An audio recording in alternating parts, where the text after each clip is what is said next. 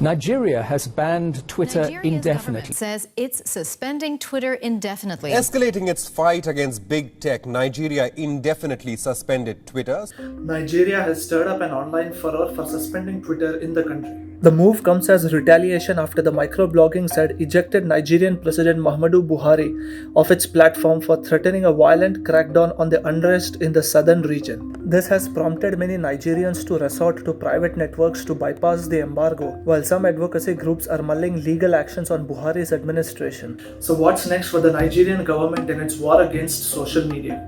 And how is this Indian version of Twitter giving Nigerians a lifeline?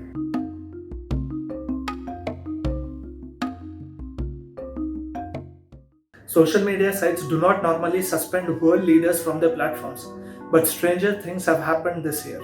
Former US President Donald Trump became the first major political figure to get deplatformed from Twitter after inciting the January 6th insurrection. It was an unprecedented step, something we've never seen happen to any country's head of state before, let alone the President of the United States. And that's because political leaders are normally exempt from many of these platforms' rules which apply to normal people like us. However, as Trump discovered, not from all of them. His suspension from Twitter set an example that not even the most powerful man in the world can get away by inciting violence or spreading hate speech online.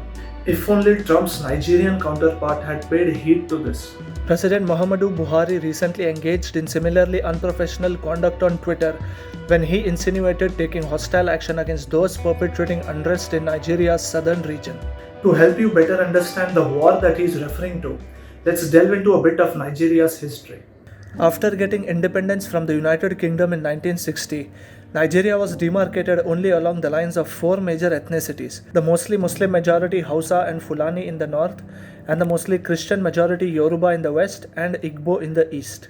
However, being a vastly diverse country, these boundaries did not reflect all the various ethnic groups in Nigeria, causing ethnic tensions to flare up, which then led to several deadly riots across the country and military coups too. Many people were killed during this period of unrest, including 30,000 of the Igbo tribe living in the north, while some northerners were killed in eastern cities in retaliation. So both regions threatened to break away and tear Nigeria apart.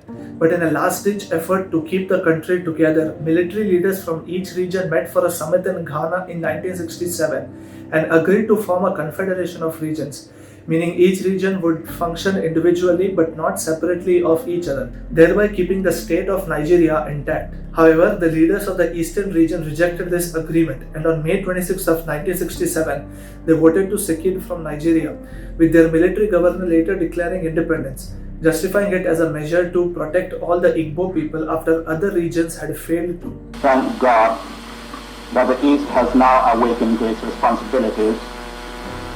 And with that awakening, that ambitious dream will never be fulfilled in this country. And this newly independent state came to be called the Republic of Biafra, named after the coastal line adjacent to its southern border.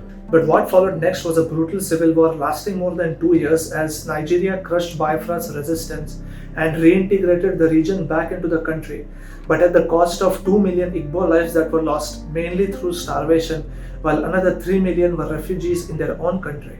Among the Nigerian military fighting this secession was none other than Muhammadu Buhari, which explains why he was referring to himself in that controversial tweet.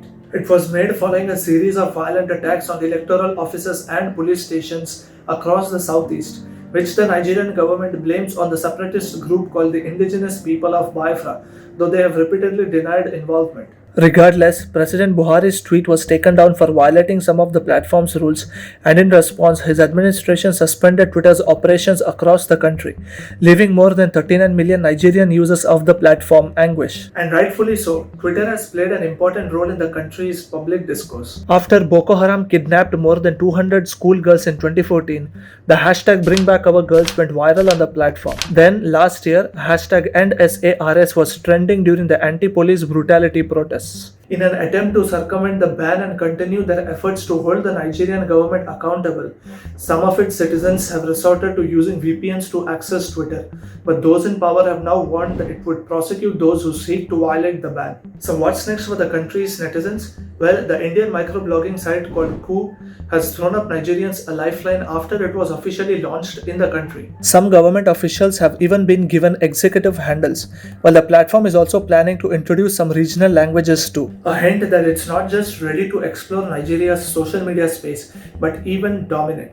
So is Koo now the permanent solution to Nigeria's Twitter ban? It's still early days and Nigerians are just familiarizing themselves with the Indian app. However, once it settles down, Koo could see similar social media uprisings of the recent past, and in that case, the Nigerian government may restrict this site too. So in conclusion, the problem is not that Nigerians do not have a social media platform to express their discontent, but instead they have a government which sees social media as their enemy.